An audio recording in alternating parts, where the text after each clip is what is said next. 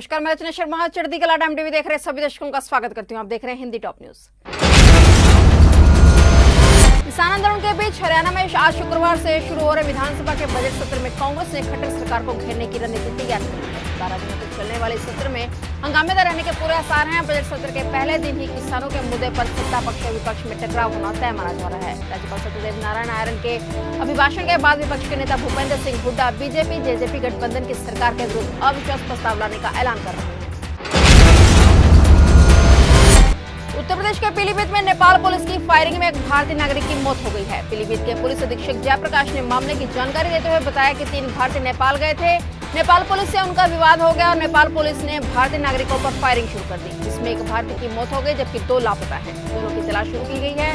वही घटना के बाद से भारत नेपाल बॉर्डर पर एएसबी अलर्ट कर दी गई है।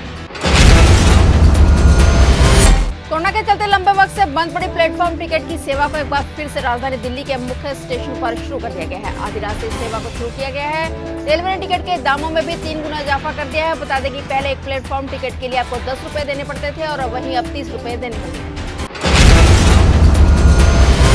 पश्चिम बंगाल समेत 5 राज्यों के चुनावी रण के लिए सभी राजनीतिक दल तैयार हैं। सबसे अधिक नजरें बंगाल पर टिकी हुई हैं, जहां तृणमूल कांग्रेस और भारतीय जनता पार्टी के उम्मीदवारों की लिस्ट आ सकती है। टीएमसी अपने सभी उम्मीदवारों की लिस्ट जारी कर सकते हैं, तो वहीं भाजपा के चरणों के कैंडिडेट के बारे में भी बता सकती है। बीजेपी के अलावा लेफ्ट पार्टी भी अपनी पहली लिस्ट आज साझा कर सकती है। लेफ्ट इस बार कांग्रेस आईएसएफ के साथ चुनावी मैदान में है।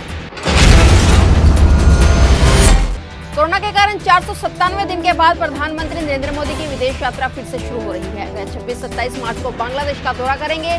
पीएम मोदी का बांग्लादेश दौरा 3 बड़ी वजहों से फोकस है। पहला, बांग्लादेश के स्वतंत्र होने की 50वीं वर्षगांठ का समारोह। दूसरा, बंगबंधु शेख मुजीबुर रहमान का जन्म शताब्दी वर्ष। और तीसरा, भारत बांग्लादेश के बीच कूटनीतिक रिश्तों का ये 50वां वर्ष है। दुनिया में कच्चे तेल के उत्पादक प्रमुख देशों के संगठन में ओपेक प्लस ने उत्पादन में की जा रही कटौती को अप्रैल महीने में भी जारी रखने का निर्णय लिया है। इससे अंतर्राष्ट्रीय मार्केट में कच्चे तेल की कीमतों में उछाल आया है। भारत में अगर सरकार ने टैक्सेस में कटौती नहीं की तो इससे अगले दिनों में पेट्रोल डीजल की कीमतों में और इजाफा हो सकता है। केंद्र सरकार के कृषि कानूनों के खिलाफ दिल्ली की सीमा पर 3 महीने से भी ज्यादा समय से किसान विरोध प्रदर्शन कर रहे हैं और किसानों के प्रदर्शन की तपिश अब दूसरे देशों में भी महसूस की जा रही है। ऑस्ट्रेलिया में मोदी सरकार के किसान कानून के समर्थन और विरोध में भारतीय समुदाय के लोग 2 हिस्सों में बंट गए हैं। कृषि कानून को लेकर वहां दोनों गुट भिड़ गए, जिससे जमकर हिंसा हुई और कारों को नुकसान पहुंचाया गया।